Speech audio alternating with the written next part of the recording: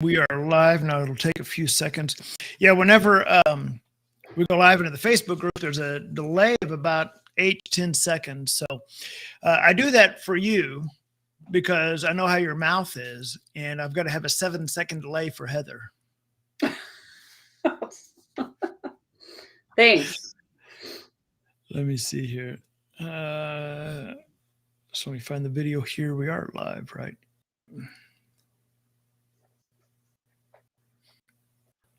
So I've got pinned to featured. I've got to edit.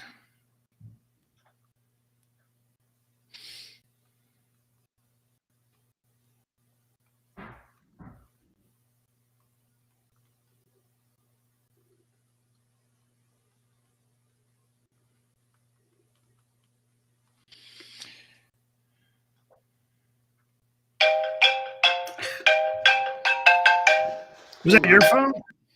All right, there we go.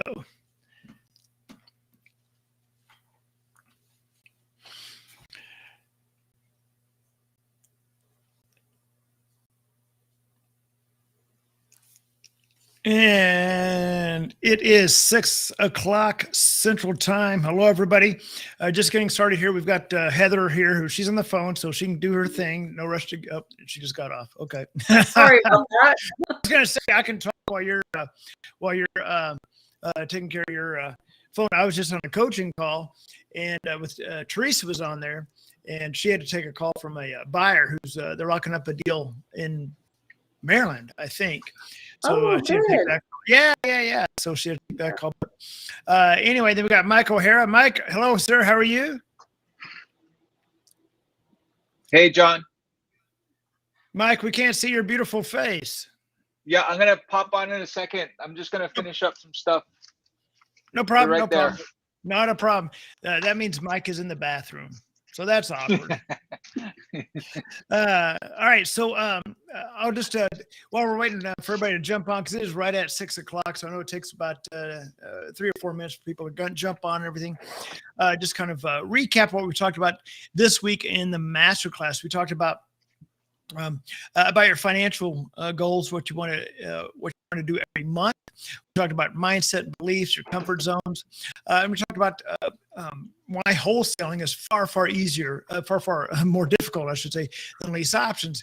Dealing with wholesaling, you have to negotiate and beat people down with wholesaling. Oh my gosh.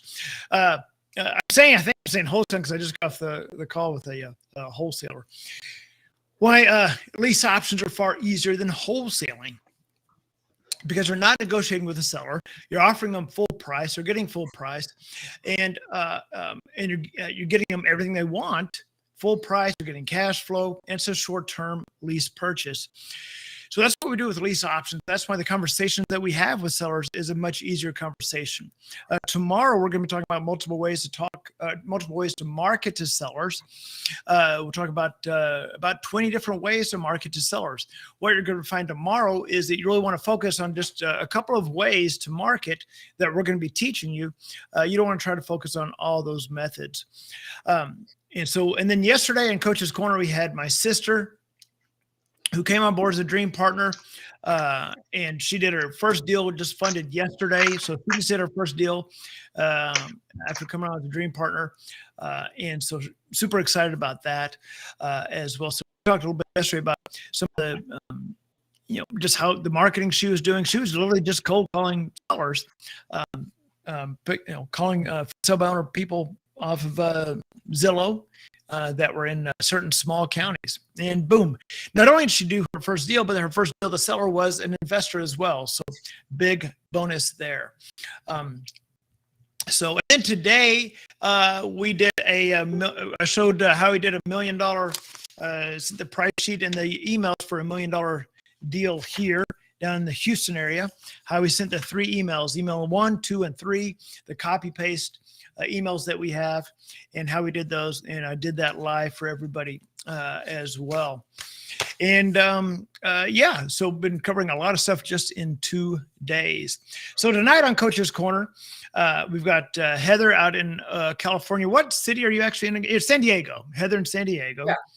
And we got Mike O'Hara, who's in Honolulu, Hawaii, who's wrapping up some stuff. So we don't see his video right now, but that's okay. No rush there. But yes, I like to bring on a couple of students every evening at 6 p.m. so they can answer any questions you have, maybe talk about some of the initial challenges they had, anything like that, any questions you all have. So Heather, I'll start with you since you've got I'm just checking here real quickly, make sure see if there's any questions here. I'll start with you, Heather, since we've got your video here. First of all, thank you, Heather, for taking a little bit of time out of your afternoon. I know it's 4 o'clock there where you are, and being on here with us.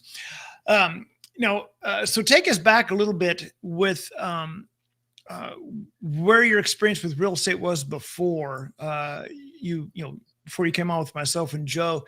Had you done some real estate before? You've done some real estate before, and had you bought some other courses before? Kind of let everybody know kind of what your background was with real estate. Yes. So many years ago, I bought a course on flipping houses, which I just ended up spending a lot of money on and doing nothing with it. And about 18 months ago, I actually done a lot of remodels and things like that. Work for a design build company and things like that. So my background is in design, but have always wanted to flip houses. And so about 18 months ago, I purchased a house, put a lot of work into it, and flipped it, and did not make as much money as I would have liked to, and spent a lot of time working on the flip and, nights, weekends, things like that. Yeah. So were you actually doing the rehab? I hired the professionals for like electrical, plumbing, things like that, but we did demo, put in cabinets, flooring, paint. So we did do a lot of it.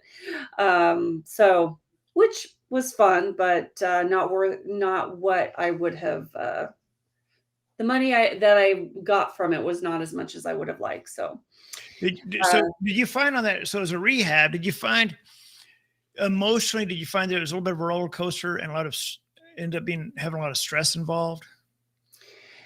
Not so much, just because that's my background. So Okay. for me, the actual remodel only took six weeks. But there's definitely lots of things I didn't know. Lots of things I learned that I would have done differently, but I just didn't know at the time. So that factored into me not making as much money. So anyway, I decided I needed to do something that wasn't going to take as much of my capital. So I got into another course. I did actually buy 4 houses that way, which I'm currently working on selling.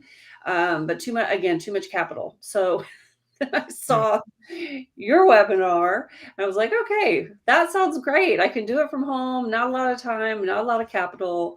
And so I've been doing that, and I actually have 4 houses under contract right now through you, and have not, certainly not spent as much money as my previous endeavors. Yeah. So, and I'm looking to. Excuse me. Yep. Sorry. Sorry, I started choking there. Anytime you speak, Heather, it chokes me up. What can I say? I know. So, when you're having conversations now, from the lease option approach, when you're having conversations with sellers, in your words, is it fairly easy to have that conversation because you're not pressuring them? You're just saying, "Hey, I'm Heather. Here's what I do." Yeah, it's pretty easy. Once you get somebody that's interested in at least just looking at the numbers, I just ask them for their email address. I'm like, hey, the worst, you can do is take a look at it, see what you think, and, no obligation. And, once you send the sheets out, most people are pretty responsive to it. Once they see the information and see the numbers and the benefit to them, it's pretty easy to have them sign up for a contract. So, of course, it's not for everybody. Some people want their money, they need their money right away. But for people that are able to wait a little bit, it's, a great benefit for them. Definitely a phenomenal plan B for a homeowner, Yeah. So earlier today, I was talking, I bragged about you a little bit because I had just gotten the application pulled for your property. where it's a $125,000 option fee. I just processed that application, pulled it. It was a beautiful application. And then I went live into the masterclass. So I was telling everybody about, how great you were. So, and you and I talked a little bit about that deal today. So hopefully that'll come together really nicely. That'll be a great payday. Let's talk a little bit about that particular deal. How did you find the seller? What marketing method did you use to find that seller? That particular one was direct mail. Okay. And so I talked to him. I showed him the numbers. He's actually done a lot of different real estate deals, but he saw the value in it that he would get the money up front as well as the monthly rent. And he didn't have to pay, commission on it. So. Got you. So when you do direct mail, that's my favorite way to market is direct mail. I know we teach multiple ways. We're going to talk about that tomorrow, but my favorite way is direct mail because it's so easy for me.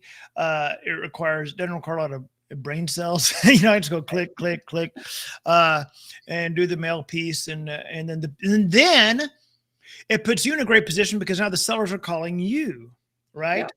And so it's a totally different dynamic when the seller is calling you versus you interrupting their time. So when the seller calls you, it makes the conversation flow so much easier, doesn't it? Yeah, it does.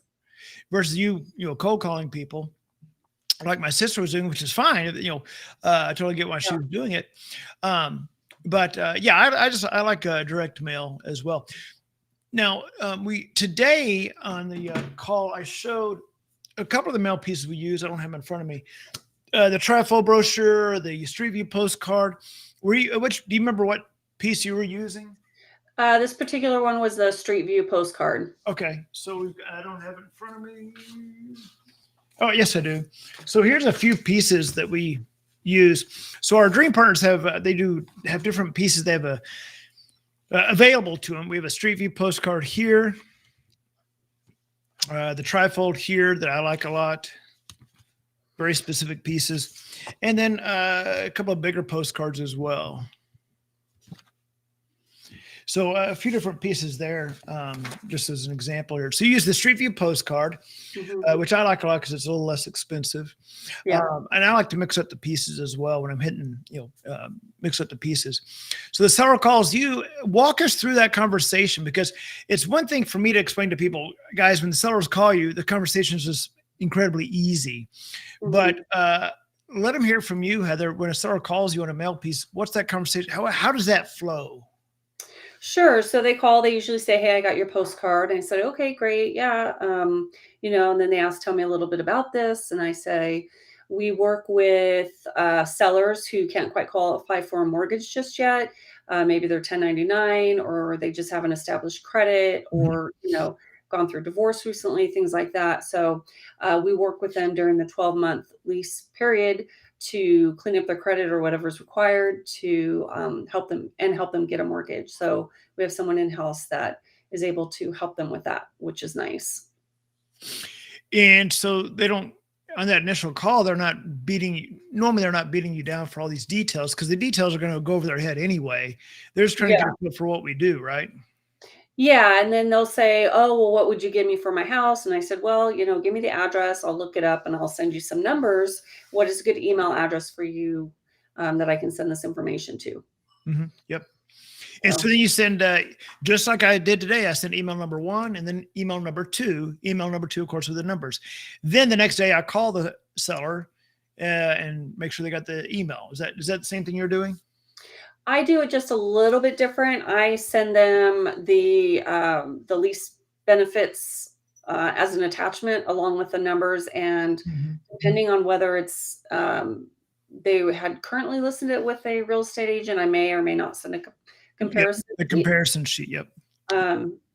Yeah, and then obviously the breakdown, the numbers, the breakdown. So, and then I'll call them the next day. I'm going to bring, and thank you very, very much, Heather. I'm going to bring Mike on board here. Mike, hello, sir. How are you? Hey, doing well. How are you? I'm doing great. Good to see you, Mike. How are things out there in Honolulu? We're surviving. Do you have to have an injection of unknown fluids in your body to go sit inside a restaurant? Yeah, you do. Yep. Ah, boy. Yeah. When I was in Hawaii last, well, when I saw you when I was in Hawaii last. They didn't have that yet. You just had to have a mask or something, but Yeah. they didn't require the. I was in my where was I? I was in Colorado. I was in Breckenridge skiing, and one of the restaurants, just a little grill, like a hamburger grill, there at the ski resort. We go in there and they go, "Oh, you need a vaccine. Where's your vaccine card?" I go, "Whatever." I just walk on in and okay.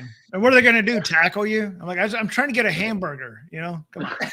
Did they just let you in then? Yeah, she's like, and she looked at my wife. She goes, "He just walked in." She goes, "Yep." I love it. So what are they going to do? I could show them the one that. Well, I mean, I could show them the one I made. I guess. I don't know. But You're like, I'm skiing. Why would I carry that with me? I'm skiing. This is being recorded, right? Yeah, I know, right? I'm kidding. I'm only joking. Yes, I would never make a just kidding like that. You think you're skiing on a mountain. Why would you carry medical records with you? Right. Isn't that against the law? Anyway, that's a whole other topic. So, Mike, what has been going on, sir? You're out in Honolulu, Hawaii, and you've been actually working on some deals in what state? In Ohio or Ohio? Yep. So, what made you pick Ohio? I know you did it. You did the condo in Honolulu. You closed that deal, right? And then I'm sorry. Go ahead. Yeah. No. Well, I mean, I started my real estate journey actually in Cleveland. So I was doing some things there before I got into the lease options. Okay. Yeah. So you're already doing some stuff in Ohio then before then. Mm-hmm. Okay, I got you. Okay. Yep. Okay. Yeah. And so then, well, I'll just ask you the same thing as Heather. So you had been doing a little bit of some stuff in real estate, and then you had, I'm not even sure, how do you even find Joe and I? Oh, I heard of you, just kind of through the, YouTube universe, right? Picked you up on some podcast, and so I heard of you, and but then as wholesaling got more and more difficult, at least for me, that's when I wanted to give this a shot. And so I heard of lease options. I mean, I understood what they were and that kind of thing, but but then that's how I found you, was through good old YouTube. Okay. Well, and so you actually closed a deal in Honolulu, a condo. And the reason I think it's interesting to have you and Heather both on this evening is because you're in areas where a lot of people will be very quick to say, well, you can't do a deal there. You can't do any real estate deal in California or any real estate deal in Hawaii, right? And you all have proved that that's not true, that you certainly can do deals in California, Hawaii. We've got people doing deals in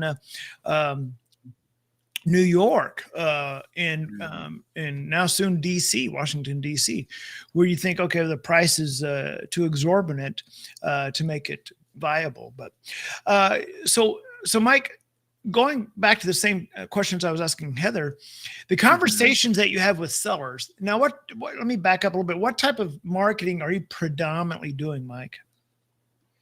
So predominantly doing SMS, text message blasts to expired leads and for sale by owner, and then also some mailers as well. Okay. Do you find same thing I said there? Do you find the conversations you have with sellers is a lot easier than if you're trying to negotiate with them and beat them down? Yeah. I mean, it's not a lot of back and forth. I mean, the approach is really just, hey, here's an option that you might want to consider, and here's how it works. And I mean, that's it. So I really like kind of the low pressure point, right? Of just presenting and saying, here's what it is. And if it works for you, great. If not, no problem. Yeah, and I think that's a huge difference between doing what we do versus trying to wholesale or some other methodology. Um, Before I move on to any potential questions here, which I'm about to check here, um, uh, as a dream partner, and you all may have been part of other coaching programs before. I think Heather, you may have been, but kind of you know, what's your input? What's your take on the Dream Partner program in the sense of the support that you have and the access you have to both myself and Joe, your coach? Yeah, I think for me, that's been kind of the I guess the what separates this program, the Dream Partner program, from others, in that the coaching is super vital, and yeah, Joe Seski's my coach, and I mean, just walking me through everything, kind of taking the deal from point A and taking it all the way through to closing. I was on the phone with Joe right up until the day of, getting the lease option fee for that condo. I mean, we're literally like on the phone, texting, here's your next step, right? So it's A to B. And I mean, for the programs that I've been a part of, it's never been like that. Like, you don't have direct access to, the guru, right? You know what I mean? You're usually they're layered out by another tier of people, which I understand. I get it, but I think that's been the biggest factor for me. And Yeah. Mike and Heather. Oh, yeah, I would agree for sure. I never talked to the guru in any of the other programs I was part of. I mean, just like today, I had a question for you. I texted you, you called me back. Joe, same thing. His calls Monday through Friday, twice a day. So it is also nice to be on those calls with other people, because you can hear maybe they have a question that you have, and you get it answered, and we can help each other out as fellow partners as well. Yeah, and we've changed the structure of the coaching as we tweak and refine it. And what we have now is it's twice a day. You have access. You can jump on a call with Joe twice a day. It's a live call, Monday through Friday. And which, like you said, Heather, it's phenomenal to be able to hear other students, what deals they're doing or what questions they have, because they may have something that you face or that you're working on right now. So a great opportunity to work with him twice a day, 5 days a week. And of course, like you all said, just reach out to either Joe or I, and we're always right there for you. Obviously, I've got a lot of friends that are in the education space, and I always ask them, we always ask each other, what's your coaching? What do you do with coaching? And when I tell them what we offer, well, here's what our Dream Partner program is. Here's what we offer. Here's how much access they have to us. These other educators in the real estate space, you should see their faces. Like, why are you doing that? You're giving way too much access, John. Way too much. You need to cut them off. And like, they're mad at me because I'm giving so much to my students, and we're giving so much access to our students. But they have to understand that we're really doing this for a bigger picture than just, hey, we're doing some coaching here. For example, a big absolute thrill for me was St. Pete, the Dream Partner Mastermind in St. Pete. Wasn't that fun, Heather? Yeah, that was great. Yeah, my daughter came along and she's like, "I'm going to any other Yeah, and our next one is in San Antonio. I know it's not quite San Diego, but it's closer. It's closer to you, Heather. Yes. So maybe the next one that'll be after that will be San Diego in was it the Gaslight District, I think? Yeah, that's like downtown. Yeah, I love that area. So our next one is in February in San Antonio, the JW Marriott, our Dream Partner Mastermind. And like I mentioned before, I'm bringing in Mitch Stephen, who wrote My Life in 1,000 Houses. I don't know if y'all are familiar with him or not, but he'll be there signing books, and he's a phenomenal speaker. And Jerry Green. If you're not familiar with Jerry Green, you need to follow Jerry Green on Facebook. He was a coach for Robert Allen. So he goes way back. Yeah, he goes way back. He was the one on stage speaking for Robert. He is the guy who the big boys go to for systems and procedures and that type of thing. But just outside of me, one of the nicest people you'll meet. So he is coming in to the mastermind as well. So it's going to be a phenomenal event. Just to have those two in the same room, it's just it's going to be phenomenal. So yeah, I'm really looking forward to it. So, I'm going to go down here to see if we have any questions here. Okay, Roland. Roland is asking, Heather, are you doing deals in California or are you doing deals virtually? Yes, all my deals are in California. Okay, so they're all in California. All right. Now, even though they're in California, you could still be doing them virtually. Are you doing some of them virtually, or are they close enough that you can actually go see the houses specifically? Well, they're a few hours away. I have not had to go to see any of the houses, thankfully. Well, I shouldn't say thankfully, but no, they're not right in my backyard. They're a couple hours away. But I did in the beginning try out some other areas, and then I was like, you know what, I just want to be close to home. Yeah. So I don't know, Mike, how you do it with a 6-hour time difference. It makes for some early phone calls. Yeah. That's a great question. That's a great question. So Mike, as I talk to people that are maybe considering coming on board as a student or even just getting into real estate and this and that, they always try to throw up all these what ifs. Yeah, but what if, and all these excuses on why it won't work. One excuse they would come up with is if they lived in Hawaii, like, first of all, you can't do deals in Hawaii. It's too expensive. We can't do deals on the mainland because of the time difference. But you can't do blah, blah, blah, whatever. But you're, 5 hours difference from Central. Well, what time is it there right now? It's 2:30, almost 2:30. Okay, so 4 hours now. So 4 hour time, I guess, because only 2 hour difference for me. Yeah, well, because we just had the time change. Yeah.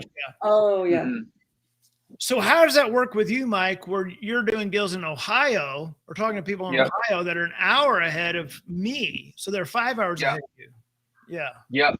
Yeah. Depending on daylight savings, they're either 5 or 6 hours ahead. And so, the workaround for that is that I just don't take any calls before 12 p.m. Eastern.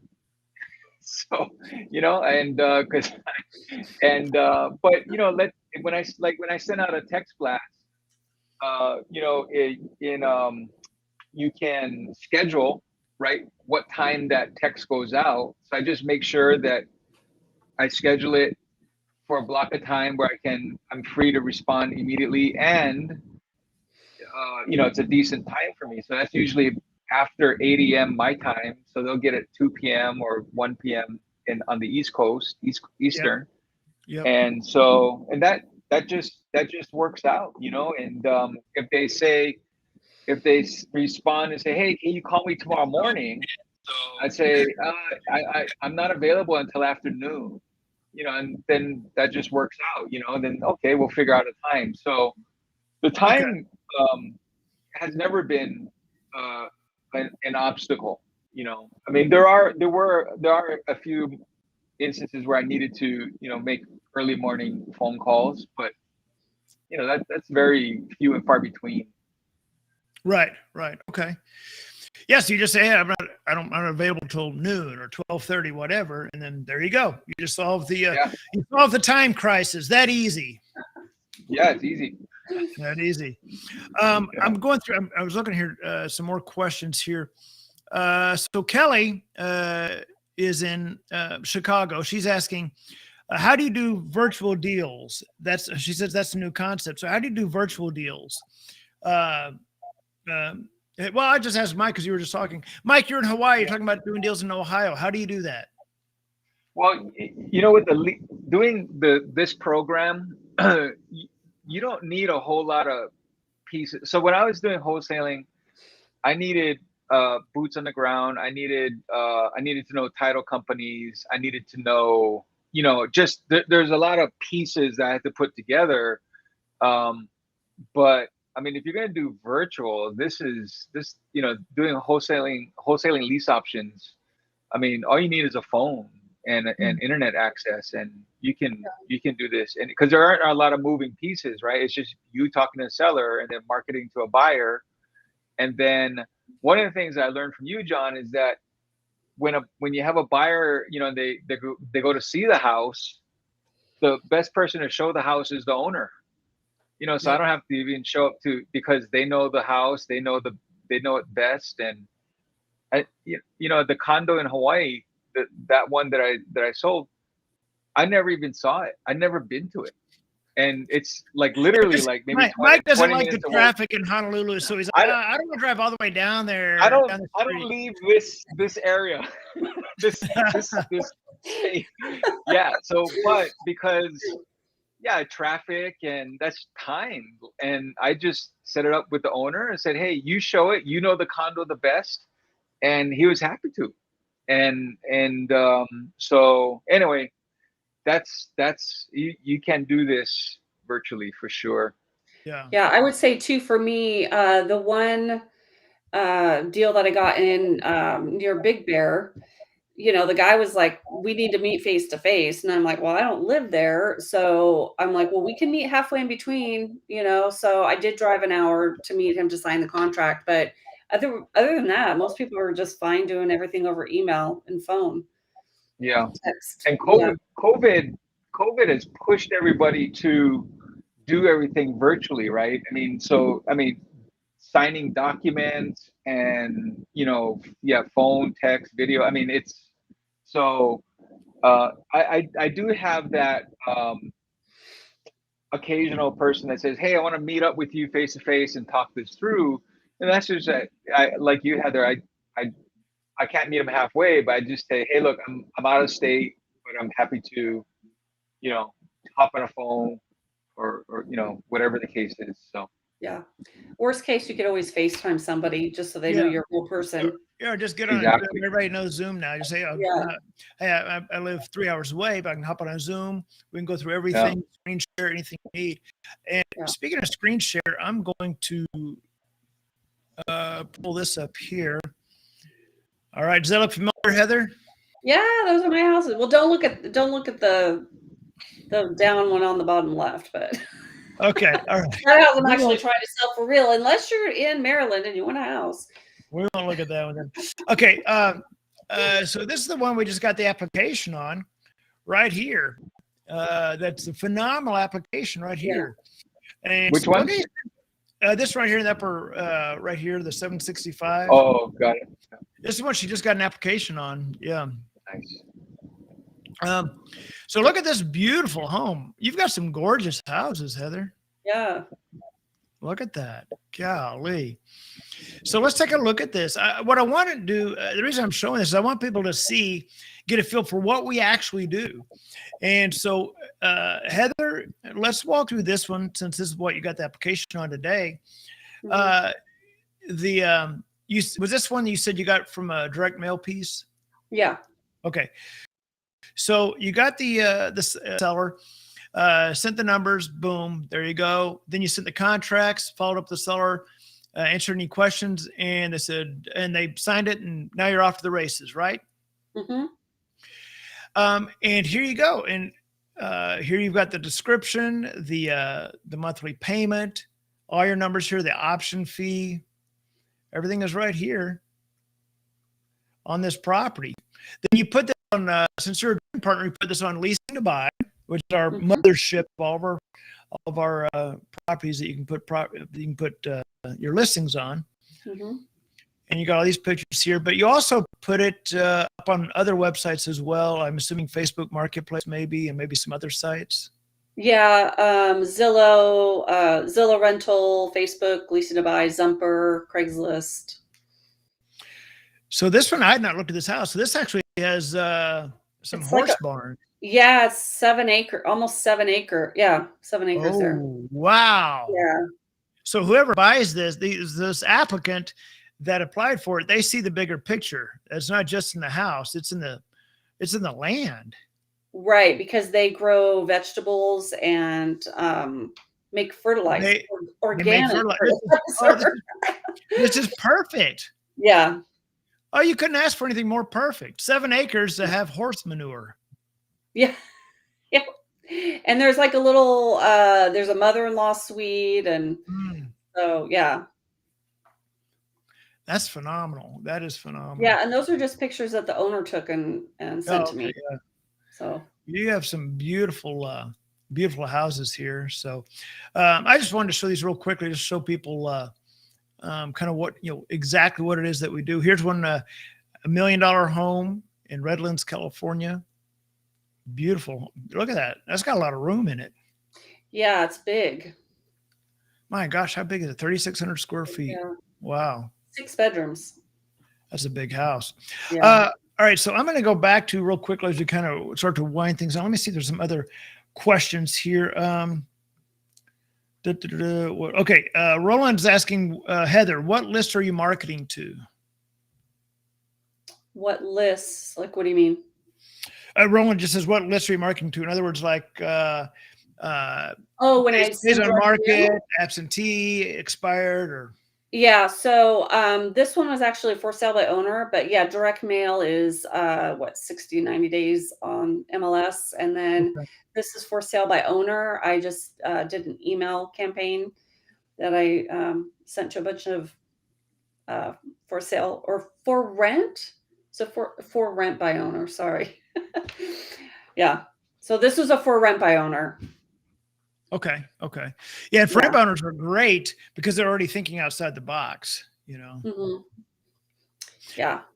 And then we've got a question here saying, how many leads per deal are they seeing? In other words, how many sellers are you talking to? How many sellers call you or reply to a text, whatever, that you're seeing to get a contract?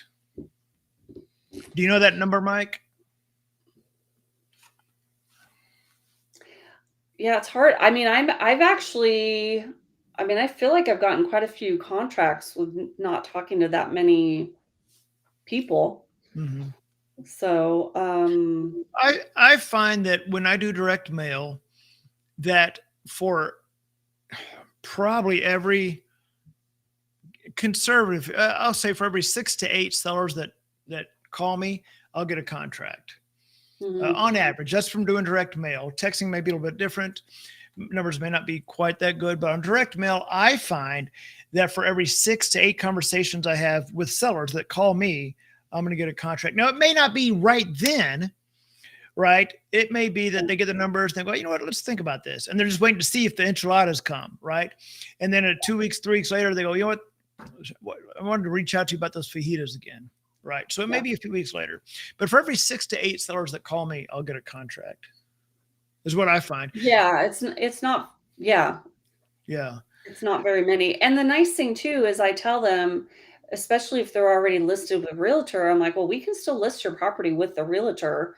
And whoever finds a buyer first, Oh yeah. Oh, absolutely. Yeah. Absolutely. So there's no risk at all to them, No, it's literally no risk. Yeah. No risk at all. Yeah. I think we got to all the questions here. Mike, I'll ask you the same thing about how many sellers do you talk to before you get a contract on average?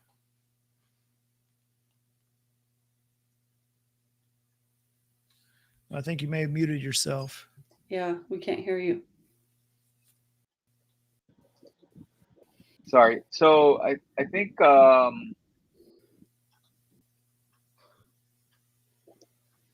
so I'm just looking at some numbers. So for sale by owner, I sent since May, and this is not a lot, but since May I sent out 1,500 text messages, got 525 responses. Ooh, that's pretty good. So that's really high. Yeah. So that's like almost a 35% response rate to those text messages. That's high. And And then out of those, I would say this is for sale by owner. And so actually I should look at expired. Were those all positive responses, Yeah. or those are just all responses? Actually, these are all responses. Okay. So Still though, that's a yeah, high number. Yeah. yeah, I mean, they took time to swear at me and Right?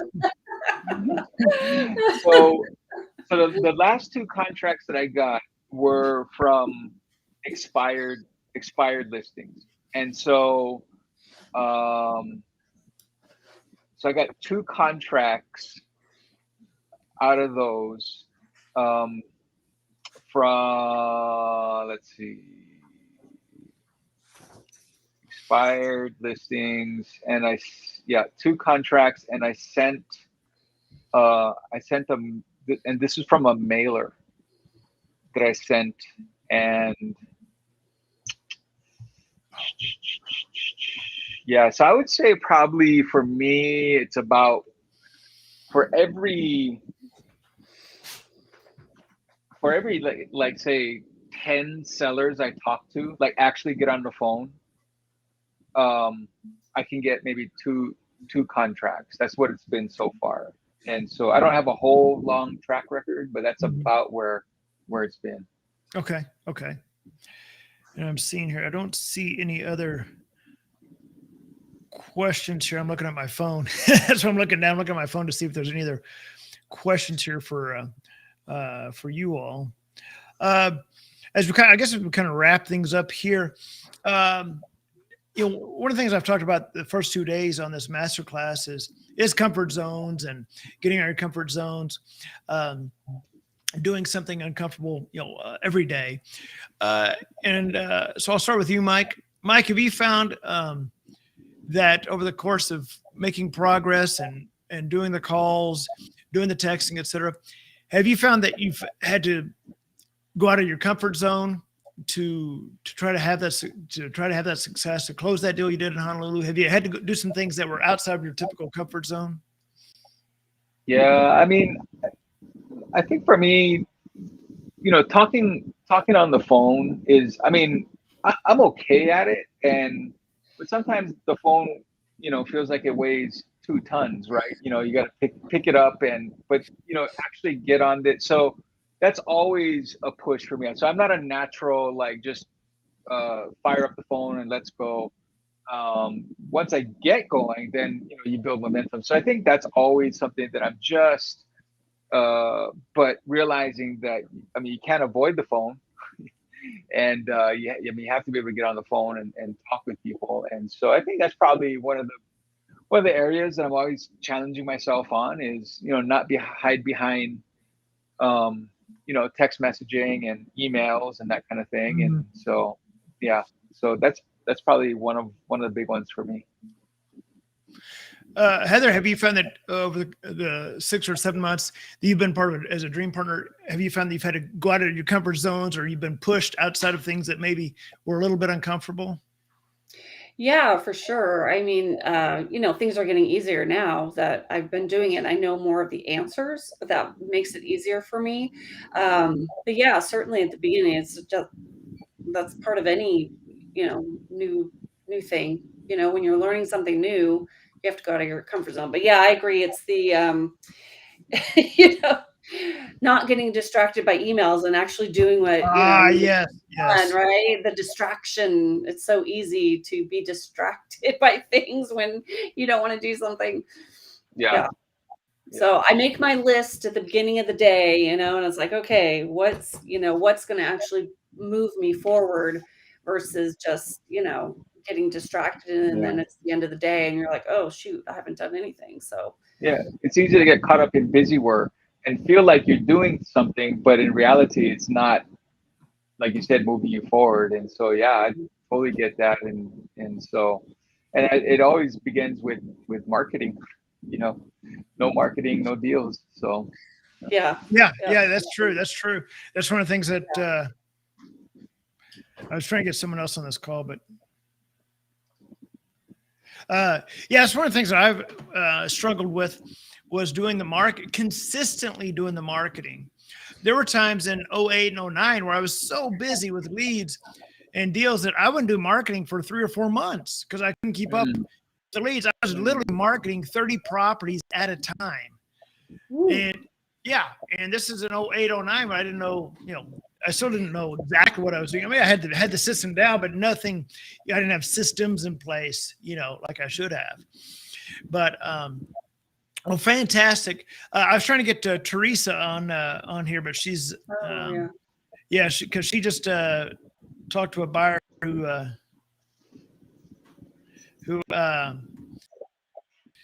isn't very interested in one of her properties. So I want to bring her on to get her take on, talking to sellers, working with sellers and this and that. So anyway, well, guys, thank you. I think we got covered on the questions here. Heather, thank you so much. Mike, thank you again for taking your busy Honolulu. My vacation lifestyle. Yeah. Yeah. Hey, I'm always on vacation too. I live in San Diego. That's beautiful. I love San Diego. Yeah, that's awesome. And I tell you what, if San Diego still doesn't require us to have some stupid piece of paper to go eat in February, March, April, May, June, July, August next year, we'll do it in San Diego, probably the Grand Hyatt there in the marina at the Gaslamp District. Beautiful. Yeah, we do not require. They say if wear a mask if you don't have it, but nobody listens. Yeah. Well, if masks work, we wouldn't be wearing them 2 years later, but that's such as it is. I always figured that anyway. Yeah. We'll get together in San Antonio and rant about the New Yorkers and stuff. All right, guys. Heather, thank you so much. Mike, thank you so much. Thank you for everybody being on this call. Don't forget, now tomorrow at noon, everybody, we go live again right here in the Facebook group. We're going to be covering multiple ways on marketing to sellers, and you're going to see as we go and we progress through the week how this all starts to come together. From what is a lease option, the different types of lease option assignments, actual deals. You saw price sheet go out today. You're going to see actual deals. How this all comes together throughout the week. So again, I'll see everybody here tomorrow within the Facebook group, noon Central. Heather, thank you. Mike, thank you. Take care, everybody.